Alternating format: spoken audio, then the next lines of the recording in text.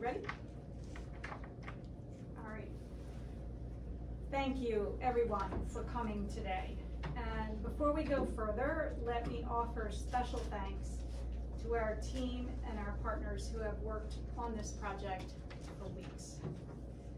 I want to begin by thanking all of the people inside the Attorney General's office who have worked so hard to bring us together today, including Deputy State Solicitor Patty Davis, Director of Communications Matt Marshall, Chief Deputy Attorney General Alex Mackler, Deputy State Solicitor Allison McCowan, Deputy Attorney General Joanna Suter, our Director of Impact Litigation Christian Wright, Deputy Attorney General Vanessa Casab, Legislative and Policy Director Christy Iannelli, Advisor to the Attorney General Mary Grace Colonna, and Deputy Communications Director Caroline DeJose. That's a lot of people, and you'll soon understand why.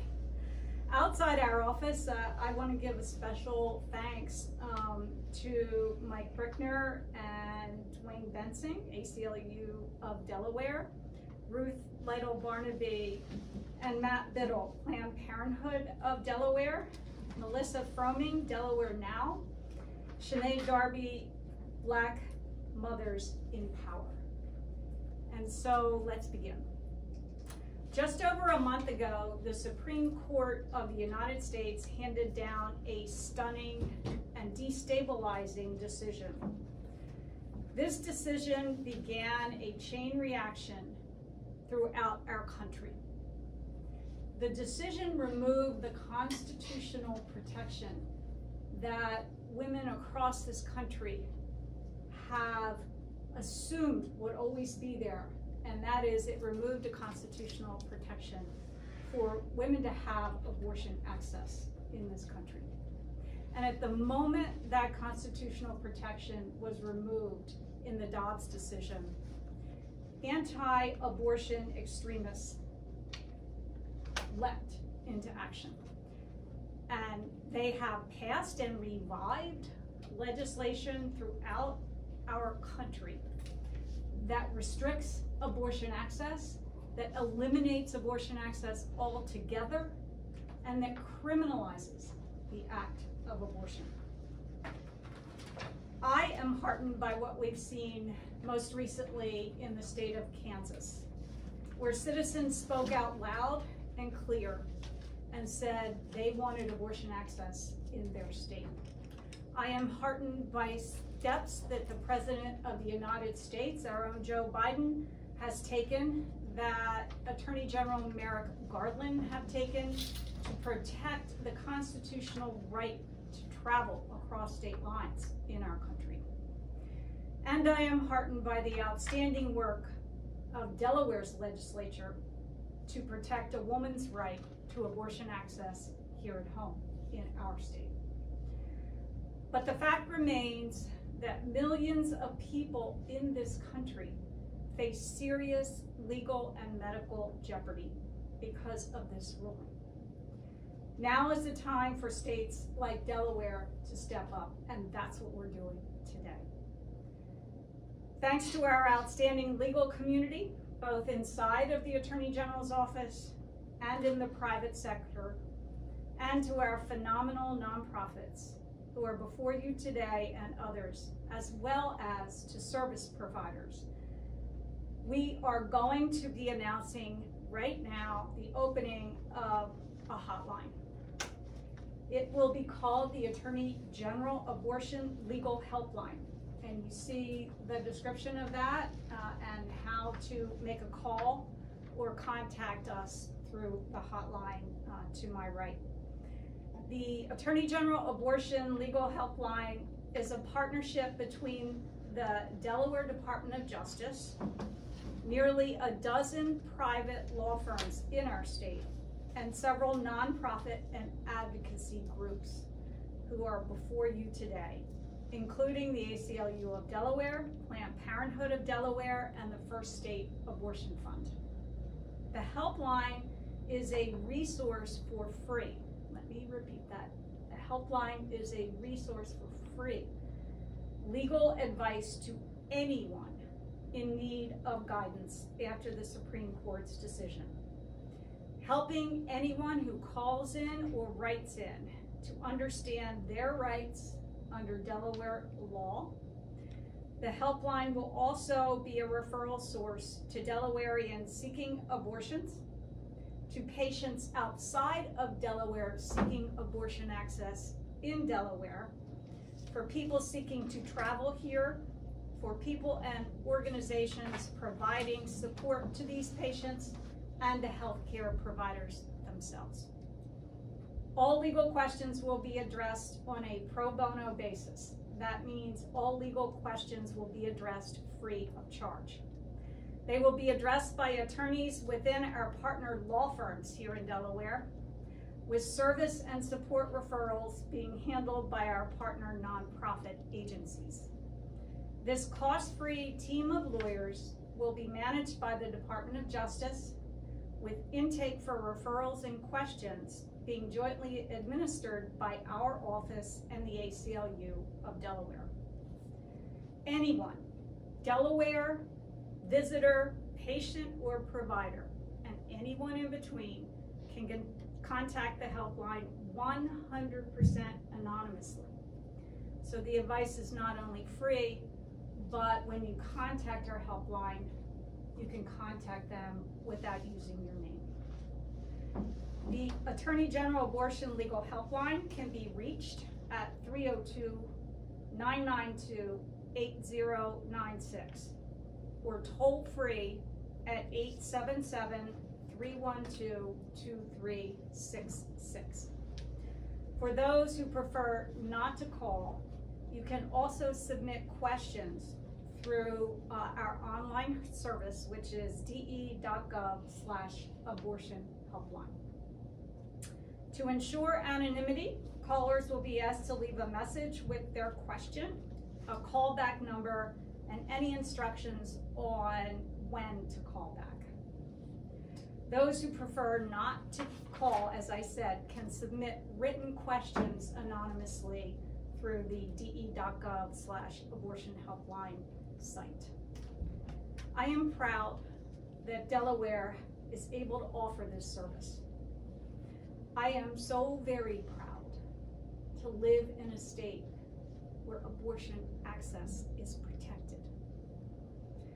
And I am so proud that the values that our state honors, that is reproductive care, and the people who need it, so deeply ingrained in our state laws, are those protections. Finally, I want to extend my profound gratitude to our partners, those here and those who couldn't be here, without whom this innovative resource could not exist. Those include, first and foremost, our legislators, who have passed multiple landmark reproductive rights bills since 2017, when we codified Roe v. Wade. 2021, we afforded additional protections, including decriminalizing abortion in our state, removing it from our law books. So it is not a crime in the state of Delaware. And affording additional protections, such as ensuring that people in our state would not be extradited to a state that seeks or has already criminalized abortion. Second, I want to express my deep gratitude to the ACLU. They will be with us on the front lines of this initiative and have been with us each and every step of the way. Planned Parenthood has also been with us on the front lines for years and has been with us each and every step of the way. Thank you so much. The First State Abortion Fund, which is a local grassroots nonprofit that provides financial assistance and practical care to people seeking abortions in Delaware. And I really want to thank our advocacy community, Delaware Now, the Southern Delaware Alliance for Racial Justice, Black Mothers in Power, and the list goes on and on. because all of these advocacy groups have been stalwart defenders of our rights to access abortion care in the first. I will turn the podium over now to Executive Director of ACLU Delaware, Mike Brickner. Thank you. Good afternoon, everyone. My name is Mike Brickner. I'm the Executive Director of the ACLU of Delaware, and I am very proud to be here on a much brighter day than it was a little over a month ago when the U.S. Supreme Court undermined 50 years of Supreme Court precedents and stripped away a constitutional right from millions of Americans. In the wake of that disastrous and dangerous opinion, many people across Delaware asked, what can we do? How can we take action? And today, I think, is a very real step forward and a way that the legal community has taken action. We are here today to send a couple very clear messages. First and foremost is that abortion is legal here in the state of Delaware. And for Delawareans who may be confused about their rights, because many folks don't follow the courts all that closely. They see a headline and they're not sure what the legality of abortion is here in the state. We in the legal community have your back, and we will answer any questions you have. But also, I can speak as a representative of an organization that works in every state and territory across the country, is that many people across the country are scared and don't know their rights either. And so if you are coming to Delaware to access abortion care, the legal community here has your back, and we will answer your questions and we will help you. If you are a provider who is unsure about what the rules are, the legal community here in Delaware has your back, and we will answer your questions.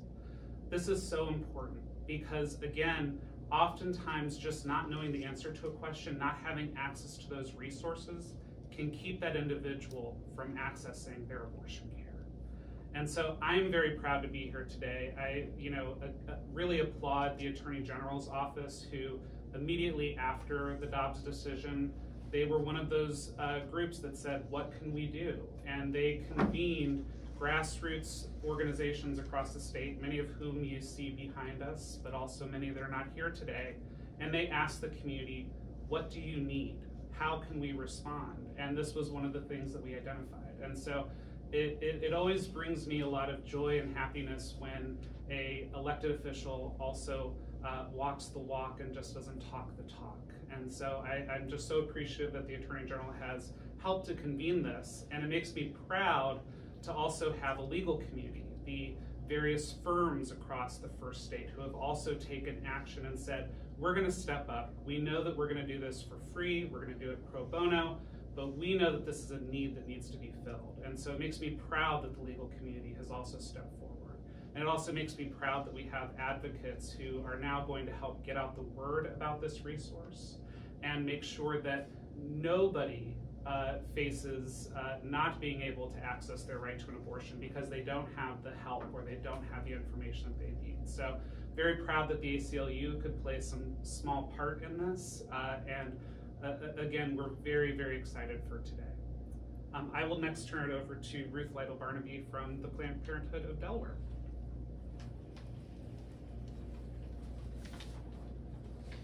Good afternoon. Right now, 15 states have abortion bans. 9 of those have total bans.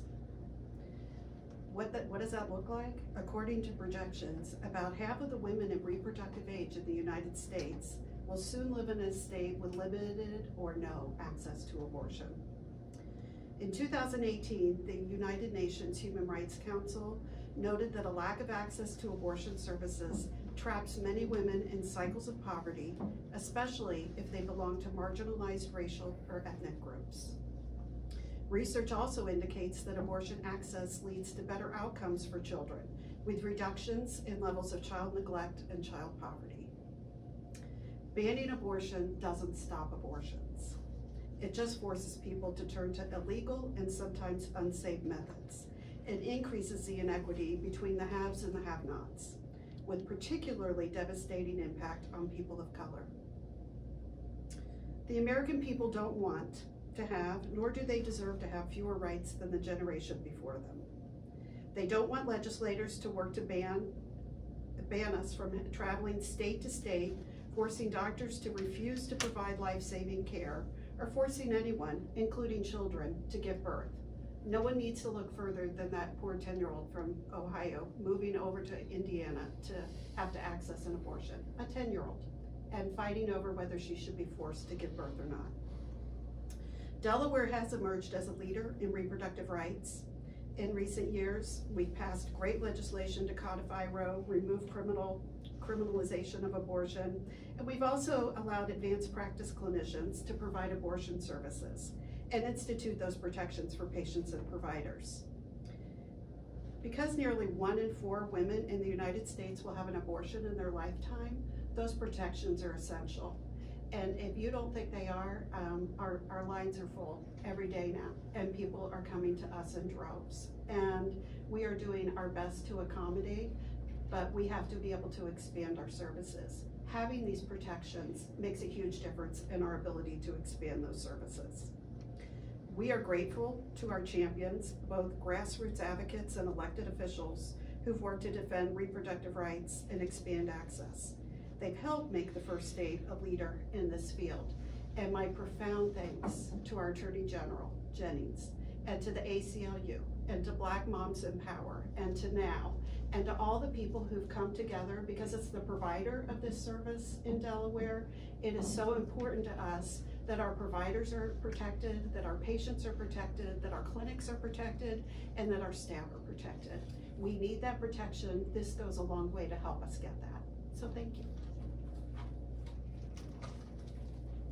And we have groups here that may want to speak. Black Mothers in Power. Would anyone like to speak?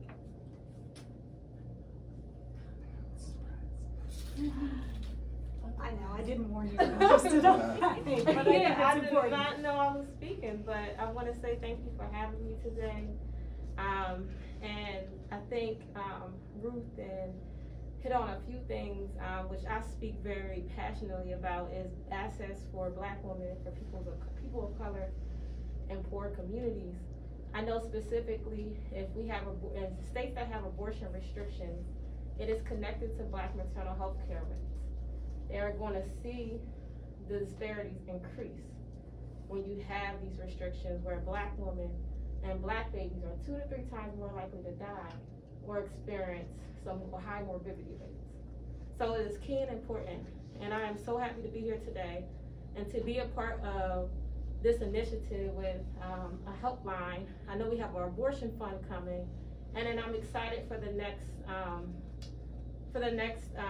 legislative session, where we can bring up more legislation to protect abortion rights, to protect people from outside of Delaware who come here for abortion, and looking at funding for Planned Parenthood, looking at ways to increase the number of clinics in the state of Delaware so people have these opportunities and be able to have their rights. But I just want to say thank you again. I think they hit on a lot of things, and y'all have a good day. Thank you. And with Delaware Now, Melissa, would you like to speak? Hi everyone. I kind of want to take the opportunity to specifically call out the importance of community advocates working with government in order to do great things. It's been mentioned that the Attorney General reached out to us right away, but when we say right away, she reached out to us the day that the ruling was passed. There was no hesitation, and the actual engagement with our organizations has been meaningful and deep. And that's the first thing I want to say. The other thing is I really want to call attention to the fact that this phenomenally well-established hotline and all of the different resources that come from that was established within less than 8 weeks. And that gives me such, it just reinforces my confidence and the confidence of my members in the Department of Justice in stepping up consistently to protect and defend the right for women and birthing people to choose. We worked very closely with the Attorney General, with the ACLU and Planned Parenthood as we were talking about and fighting the Seifert Ordinance, which was limiting and stigmatizing for abortion and targeted at our own Planned Parenthood and Seifert. And from the very beginning, again, our Attorney General was there. And this is just an extension of that. So we're really grateful for that meaningful engagement. And our membership has a lot of concerns and a lot of fears. We represent regular women across the state. And we work closely with those in other states who represent women. And this is a shining beacon in a dark time. This is only, I believe we're only the second state that is doing anything like this. So we're grateful for this this resource and are excited to share it out as a model to our sisters and allies in other states. Thanks so much. Thank you. And so with that, I believe that we can start to take questions. I just want to emphasize what has been said so eloquently, and it bears repeating, and that is the following. A lot of us are lawyers or advocates or healthcare professionals or reporters, and you have an above average understanding of the impact of DODS because you're living it, you're seeing it, you know it, and you report on it. There are millions of women in this country who are right now asking the question, what does this mean for me? What does this mean for me? And how can I get help? And I'll end with this. Think of that 10-year-old little girl and what she endured. She was able to get an abortion. She was raped. And she had people out there denying the truth. This is an ability to get at the truth and to inform people and to calm their fears and to provide that access they so desperately need. So thank you for your time, and if you have any questions, we're here to answer. Is the helpline up and running now, or when did it become active, if so? Immediately upon this press conference. Okay, so as of now? Yes. Okay. Who's the first point of contact to clear a voicemail or answer the phone? So our office is the first point of contact because the calls come into the Attorney General. But we shepherd those calls to private law firm volunteers who have stepped up in droves. There are outstanding attorneys in our state, and they have volunteered in record numbers to field those calls, to answer the questions, to get back to the caller or someone who goes online and submits a question. And specifically, what kind of legal issues would you expect to be the most prevalent to be called in and asked for assistance? It depends on who's asking, but we believe and have already gotten, when I'm out in the public, which is every day, we get questions. What is going on and what is happening? So we expect questions about what is the law in Delaware, and if I live in Delaware, can I get an abortion? We expect questions from women outside of Delaware in any state that criminalizes abortion. Can I come to Delaware and have access to abortion? We expect calls from healthcare providers who are also obviously worried about their own legal peril. They want to provide access, but they need to know, can I do it, and is it safe to do it, and will I be extradited from the state of Delaware? The answer is you will not be, thanks to our legislature. But those are the kinds of calls we expect. Was your office currently receiving calls? I'm curious what sparked this specifically, just outside of the decision. I think it's a state of mass confusion, frankly. When I say that the DODS decision was destabilizing, I haven't seen any Supreme Court decision be this destabilizing so instantly as removing a constitutional right that was in existence for nearly 50 years. And so, yes, we are getting questions. I think that all of the providers and advocates and people here today have been getting lots of questions because, as someone said so eloquently, people are afraid. And I get it when I'm out in public, you know, people ask me, what's Delaware doing about this? And what has Delaware done? So luckily, we have a really really strong community and we have a really great legislature that said no. If Roe v. Wade is ever overturned, that right will be protected in the state of Delaware, and it is. And this is more a question for Ruth, but can you speak to what the last month has been like in terms of demand, and if you've seen specifically an increase of out-of-state folks crossing state lines to get an abortion? Yes, and I think if you think about it, just like you would with healthcare, any other healthcare, if you couldn't get the healthcare in your hometown, you would look, can I get it in my state? What's the next state closest to me? What's the next state closest there? And then as all these other providers are filling up all of their appointments and people can't get appointments, people start to just spread out in the states where they can get abortions. So yes, we're starting to get more calls. We are filling up pretty quickly, and we're doing everything we can to hire more staff so we can increase access, because people from other states, as other places close down, you know, like Indiana just had their ruling, we will see more and more headed East Coast, West Coast for the most part. I have a question for you as well. I know you mentioned and you've talked about, you know, the many Planned Parenthood, you know, locations that we have here in Delaware, but I know you also mentioned that there needs to be more accessibility, especially when you all are going to be receiving more calls and more, you know, clinic appointments. What is the right direction into moving forward with having more accessibility, or what do you think is the right choice or decision in order to go about this? Well, I think we have to keep looking at how capable we are to meet demand, and do we have partners that can help us? And right now, partners for abortion care in Delaware are few and far between. And if you can see, if you look outside our doors every day that there's an abortion, we have protesters. We have people harassing our staff. We have all of those things that most other health clinics, health centers really shy away from. It's really hard. And if you think about your staff coming into work and being harassed, not a lot of other healthcare providers get that.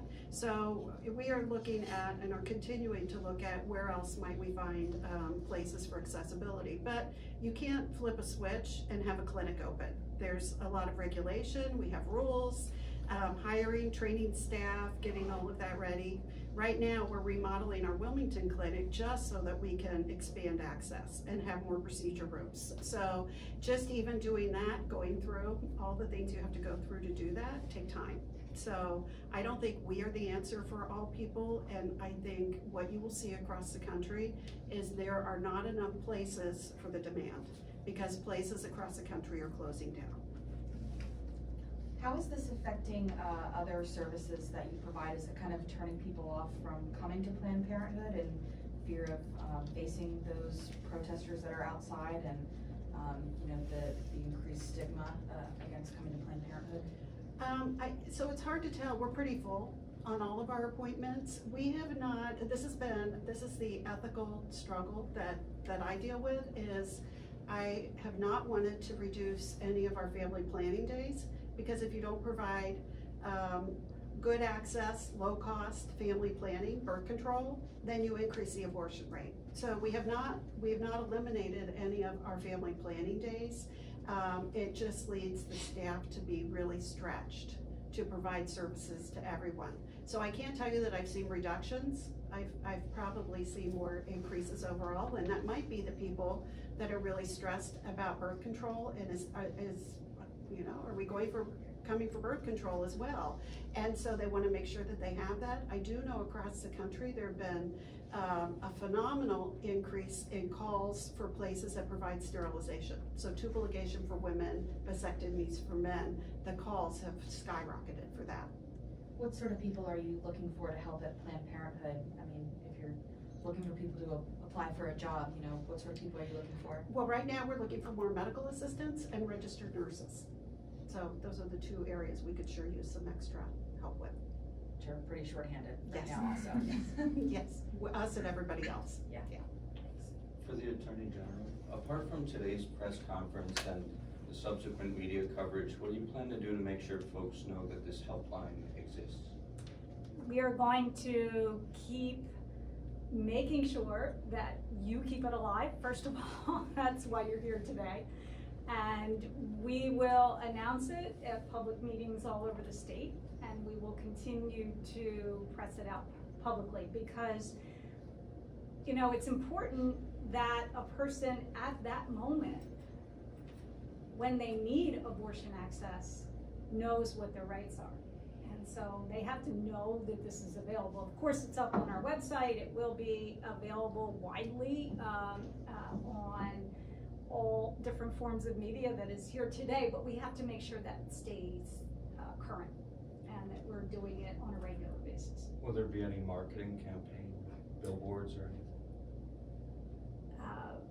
Hopefully there will be.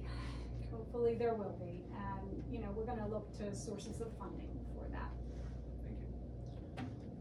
I have another question. After releasing or, you know, having this helpline, what are your next steps, or I guess what do you think might be the right step in order to fight for the reproductive rights of everybody?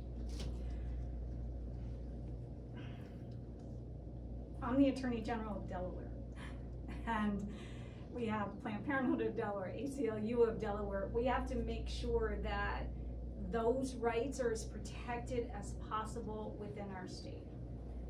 I mean, before June 30th, when the legislative session ended, they, among other laws that they passed a law that provided that there would not be extradition from our state to a state that criminalizes abortion.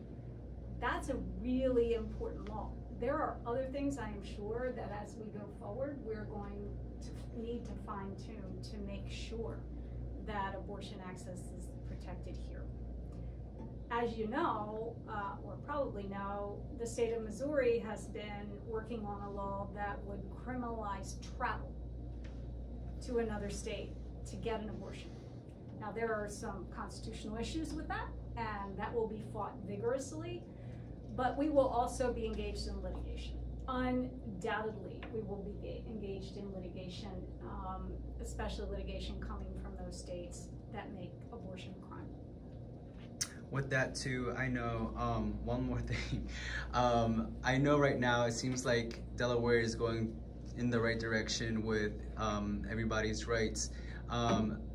But sometimes it's okay to even be ready for the worst, right? What are your plans that say if things start to kind of be opposed, or what plans do you all have when it comes to other members being opposed, or, you know, laws changing and stuff like that? Ideally, we would have in the state of Delaware a constitutional amendment so that going forward, regardless of who is in our legislature, and we have a great legislature, forward-thinking, protective of women's rights, but going forward, a constitutional amendment would set the abortion access right in stone. And so, you know, we'll all be working to see if we can get there.